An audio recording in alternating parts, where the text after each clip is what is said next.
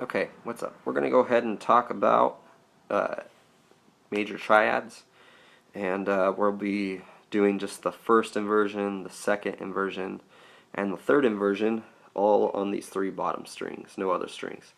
So the way to get those, the first inversion comes from a bar chord that starts on the A string and the bottom three notes that it gives you.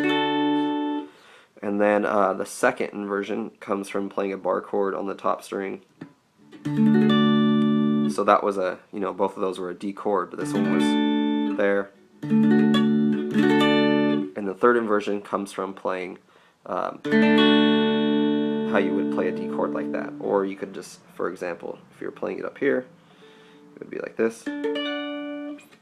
So first explaining that, the triad, just real quick, is just basically, it's just three notes. That's all it is. And with the first inversion, what I mean by that is we're playing the root, and then the third, and then the fifth all in a row. So they're not out of sequence. It's just right in a row. So what I mean by that, playing the root, if we're playing a D chord, a D major, first we play the root, a D, so that note right there is a D, and then we play the third, the major third for a D major, and that's the F sharp for a D major, and then the fifth, which is an A for a D. And so that's the first inversion right there for a D chord. If it was an E chord, it would be like that. If it was a C, it would be down here. So there's your D. Both on the 2 and 7, 7, and then 5. So D, F sharp, A. Now let's move to the second inversion. Once again, it comes from playing a bar chord like this. And so what we're doing, basically, with what I mean by the second version, we're taking the root note out of sequence and we're placing it as the highest note. So what we're doing now is going 3, or the third, the fifth, and then the root note. So this right here, you'll notice F sharp for a D major chord, and then A is the fifth of a D, and then your D.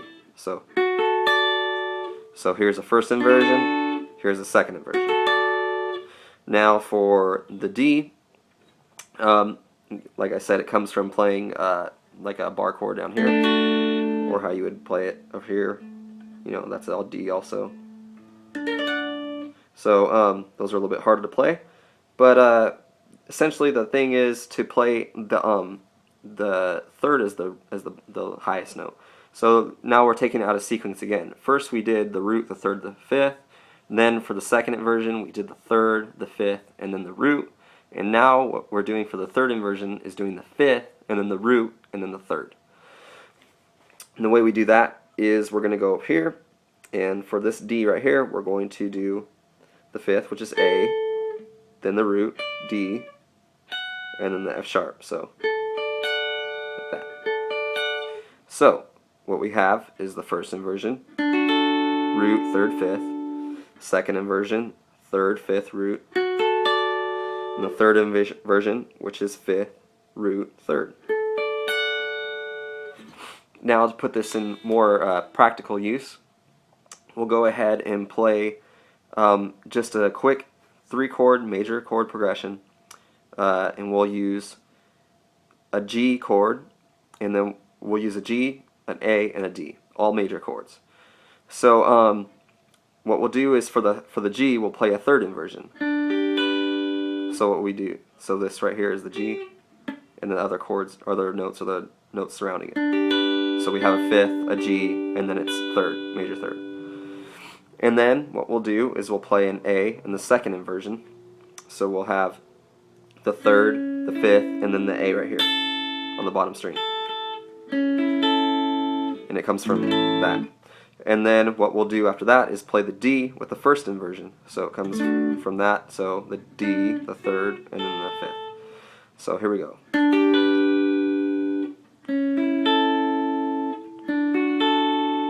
And that's the point of this, is to have very little movement between your hands.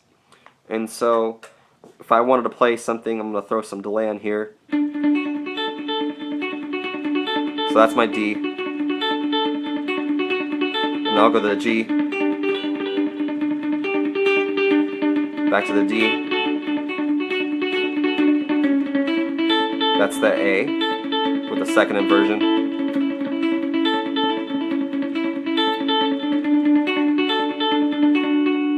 you'll kind of see some of the cool stuff we can do with this.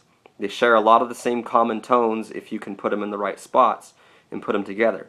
And basically the way to find the right spots is to have the littlest movement between around your fretboard. And if you want to create more movement in your fretboard, you can do that also.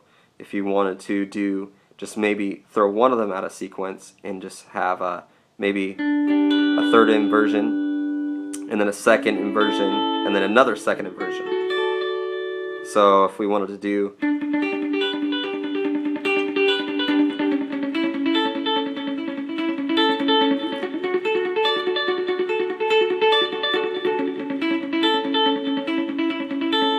and so what I did for that progression was I did a third inversion of a G, and then I did a second inversion of an A, and then I did a second inversion of a D.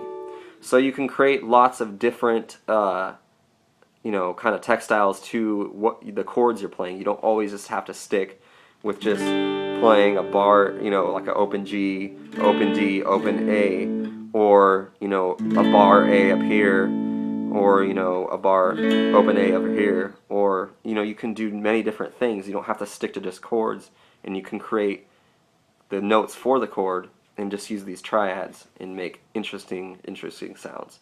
And they're very awesome to work with. Especially when you start adding some distortion and other effects to it. It's really fun. Just learn these, mess around with them, and that's your major triads.